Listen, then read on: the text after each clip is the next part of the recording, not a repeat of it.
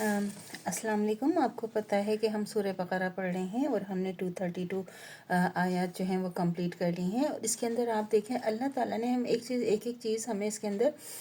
کس طرح اللہ تعالیٰ نے بتایا ہے کہ اگر میاں بیوی ایک ساتھ نہیں رہ سکتے تو اس کا کیا طریقہ کار ہے، کس طرح الگ ہونا ہے، کس طرح عورت نے عدت کرنی ہے۔ ایک چیز اللہ نے اتنی تفصیل سے بتائی ہے کہ ہم جو ہے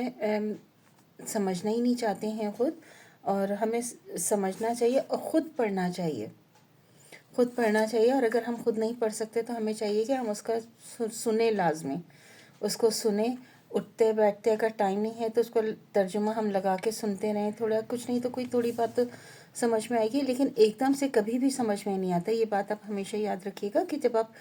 شروع کریں گے تو آپ کو کبھی بھی ایک دم سے نہیں آئے گا، ایک دفعہ دو دفعہ، ایک دفعہ تو آپ کو پہلی دفعہ جب آپ پڑھیں گے تو آپ کہیں گے یہ تو ہم نے بالکل ایک لفظ سمجھ میں نہیں آیا، لیکن اس کا مطلب یہ نہیں ہوگا کہ آپ چھوڑ دیں۔ آپ نے اس کو دوبارہ اور پھر تیسری بار، پھر چوتھی بار، پھر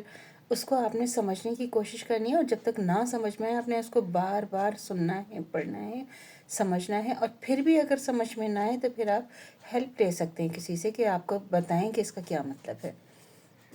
اور پھر نا وقت کے ساتھ اللہ تعالیٰ نے انسان کو ایسا بنایا کہ ہم وقت کے ساتھ خود بخود بھول جاتے ہیں۔ ایک تو ہم لوگوں کو بھولنے کی بھی کتنی بیماری ہے کہ ایک کمرے سے دوسرے کمرے میں ہی جائیں تو چیزیں یاد نہیں رہتی، تو اس لیے اس کو بار بار سننا، سمجھنا، پڑھنا بہت ہی ضروری ہے تاکہ ہم اس کو یاد رکھیں۔ اور ایک چیز جب مستقل اس میں نہیں ہوتی نا، ریگولر ہماری اگر روٹین میں یا چیزوں میں اگر ہم نہ کریں تو وہ ویسے بھی ہم بھول جاتے ہیں۔ تو لازمی پڑھیں اور اس کو سمجھیں لازمی۔ اب ہم پڑھیں گے 233 سے سٹارٹ کریں گے۔ بسم اللہ الرحمن الرحیم۔ اور مائیں اپنے بچوں کو پورے 2 سال تک دودھ پلائیں، یہ حکم اس کے لیے ہے جو پوری مدت تک دودھ پلاتی ہیں۔ دودھ پلانے والے ماں کا کہنا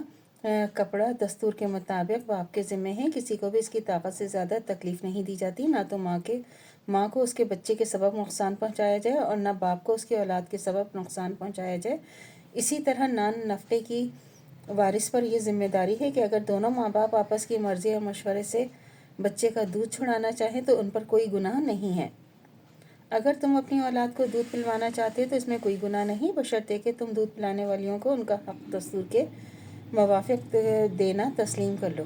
اور جو کچھ تم نے دینا طے کیا ہے اللہ سے ڈرتے رہو اور جان لو کہ اللہ تمہارے اعمال کو خوب جانتا ہے۔ 233۔ اور جو لوگ تم میں سے فوت ہو جائیں، اپنی عورتیں چھوڑ جائیں، تو یہ عورتیں 4 ماہ 10 روز تک اپنے آپ کو روکے رکھیں، اور جب عدت کے دن پورے ہو جائیں تو تم پر کوئی گناہ نہیں، اور وہ اپنی ذات کے لیے کوئی کارروائی کریں دستور کے مطابق، تو اللہ تو تمہاری ساری باتوں سے خوب واقف ہے۔ اگر اشاروں میں عورتوں کو نکاح کا پیغام دو یا نکاح کی خواہش کو اپنے دل میں مخفی رکھو تو اس میں کوئی گناہ نہیں ہے، کیونکہ اللہ کو تو علم ہے کہ تم ان سے اپنے لیے نکاح کی بات کرو گے، مگر یہ بات عدت کے دنوں میں نہیں کرنی چاہیے، لیکن تم ان سے قول و فعل خفیہ نہ کرنا، مگر یہ دستور کے مطابق کوئی بات کر لو، اور نکاح کا ارادہ ہرگز نہ کرنا جب تک عدت کے دن پورے نہ ہو جائیں۔ یہ یقین رکھو کہ اللہ خوب جانتا ہے،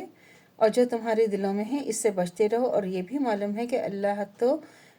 ہے ہی بڑا بخشنے والا اور رحم والا بخشنے والا اور رحم والا۔ 135۔ اب آپ دیکھیں نا اللہ تعالیٰ کس طرح عورتوں کو بھی بتا رہے ہیں، حقوق بھی بتا رہے ہیں کہ جو حقوق ہیں نا ایک عورت کے اور ایک مرد کے کیا حقوق ہیں، بعد میں اللہ تعالیٰ وہ بھی اس کے اوپر اس میں بتا رہے ہیں۔ تو اللہ سے دعا کرنی چاہیے جو ہمارا ایمان ہے بڑھتے دن تو قائم و دائم رہے، خاتمہ بالخیر ایمان پر ہو۔ اجازت دیجیے، اللہ حافظ۔ میرے چینل کو لائک کیجیے، شیئر کیجیے، سبسکرائب کیجیے، شکریہ۔